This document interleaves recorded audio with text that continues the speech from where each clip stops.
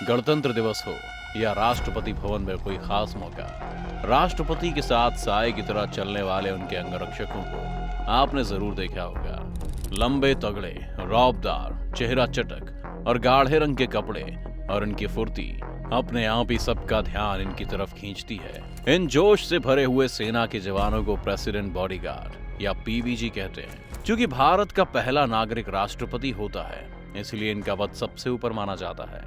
राष्ट्रपति को commander in chief का दर्जा मिला है और वो देश की तीनों सेनाओं, इंडियन आर्मी, एयरफोर्स और नेवी के मुखिया होते हैं। इसलिए उनकी सुरक्षा भी काफी खास होती है। इस यूनिट के जवानों के सिलेक्शन का तरीका भी काफी अलग होता है।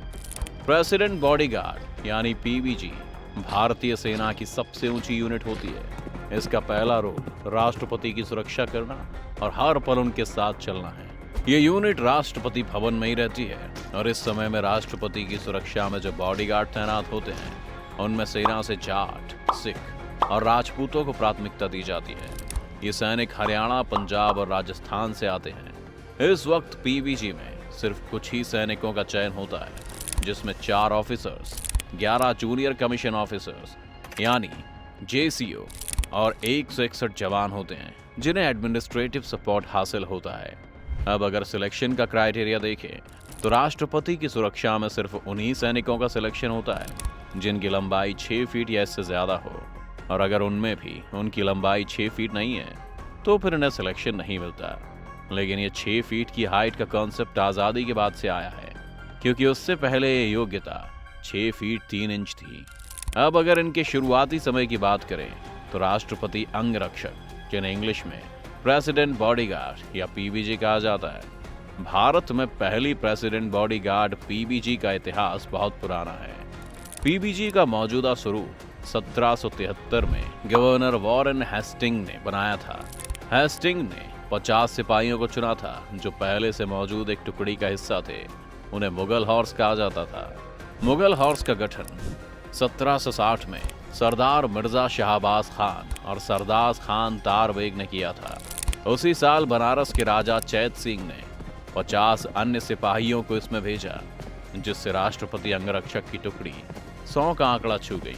1773 से 1780 तक इन्हें ट्रूप्स ऑफ मुगल या the governor's troop of Mughals कहा जाता था।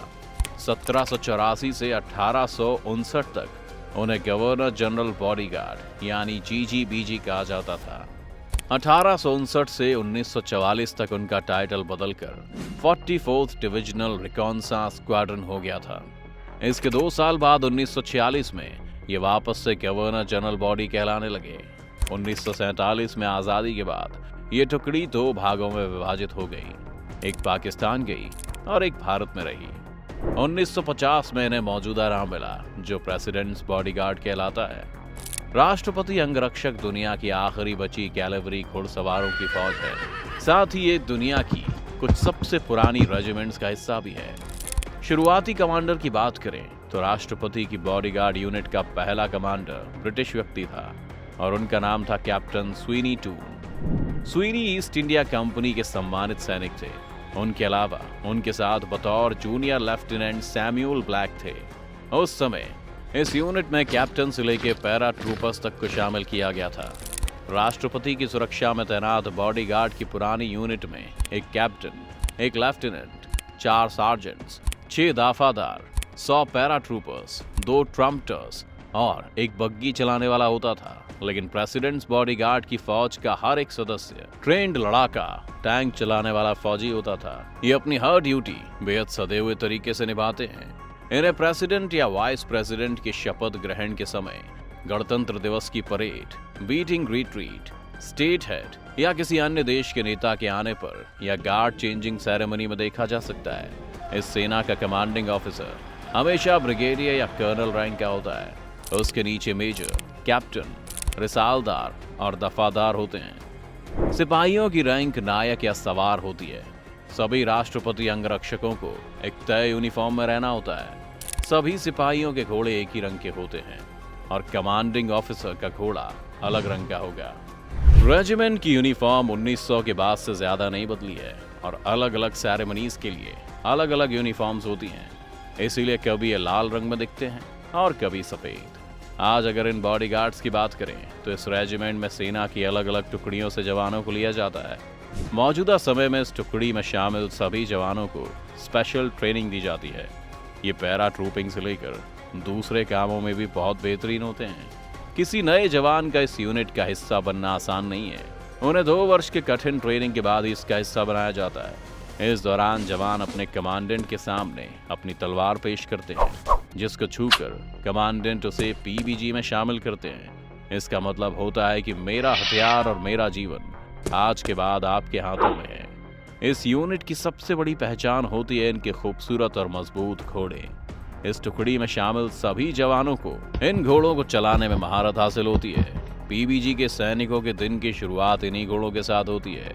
ये सभी जवान ड्रिल के तौर पर घोड़ों के साथ अपने दमखम को आजमाते हैं। इन जवानों को अपने घोड़ों पर इतनी महारत हासिल होती है कि ये 50 किलोमीटर प्रति घंटे की रफ्तार पर भी बिना लगाम थामे इन पर शान से सवारी कर सकते हैं। दोस्तों, यहाँ पर आप ये तो जान ही गए होंगे कि कितना मुश्किल होता है इस यूनिट का हिस्सा बनना।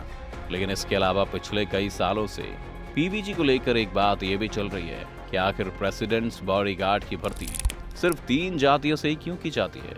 अभी तक शायद इस बारे में अधिकतर भारतीयों का ध्यान नहीं गया है, लेकिन प्रेसिडेंट्स गार्ड की लिस्ट में जाट, राजपूत और जाट सिख जातियों के सिपाहियों को ही रखा जाता रहा है। और ये नियम ब्रिटिश वायसरॉय के जमाने से ऐसे ही चला आ रहा है। मतलब भले ही कोई कितना भी काबिल क्यों ना हो, अगर वो राष्ट्रपति अंगरक्षक दस्ते में शामिल होने के लिए आरक्षित 3 जातियों का नहीं है तो उसका चयन नहीं होगा। राष्ट्रपति अंगरक्षकों की भर्ती जाति आधारित होने का एक तर्क ये दिया जा सकता है कि हिंदुस्तान में कुछ खास जातियों के लोगों की बॉडी का स्ट्रक्चर बाकियों के मुकाबले ज्यादा मजबूत होता है। प्रेसिडेंट्स गार्ड के लिए जो 6 फीट से ऊंची हाइट होना जरूरी है, यह अधिकतर इन 3 जातियों में पाई जाती है, जो मौजूदा समय में इस समय सेना का हिस्सा है। आज भी इस नियम में कोई बदलाव नहीं देखने को मिले हैं और ये यूनिट, जिसे आज के समय में सबसे ज्यादा पावरफुल यूनिट माना जाता है, अपने काम में लगी हुई रहती है। जिसके बारे में कुछ भी ओपिनियन देने से पहले हमें ये सोचना चाहिए कि आखिर ये फौज इतनी खास क्यों है। इसीलिए आज की वीडियो से हमने प्रयास किया आपको समझाने का। बाकी आप कितना समझें, आप अपनी राय हमें कमेंट में जरूर बता सकते हैं। साथ ही ये भी कि आप इस 3 जाति की भर्ती व्यवस्था के बारे में क्या राय रखते हैं। अगर आज की ये वीडियो आपको पसंद आई तो इसे लाइक करने के साथ साथ अपने दोस्तों और रिश्तेदारों के साथ शेयर जरूर कर दें। अगर आप ये वीडियो यूट्यूब पर देख रहे हैं तो चैनल को सब्सक्राइब करके बेल आइकन जरूर दबा दें। और अगर फेसबुक पर आप ये वीडियो देख रहे हैं तो फेसबुक पेज को जल्दी से लाइक करें। फिलहाल के लिए इतना ही। अभी के लिए दीजिए हमें इजाजत। आपसे मुलाकात होगी अगली वीडियो में। शुक्रिया।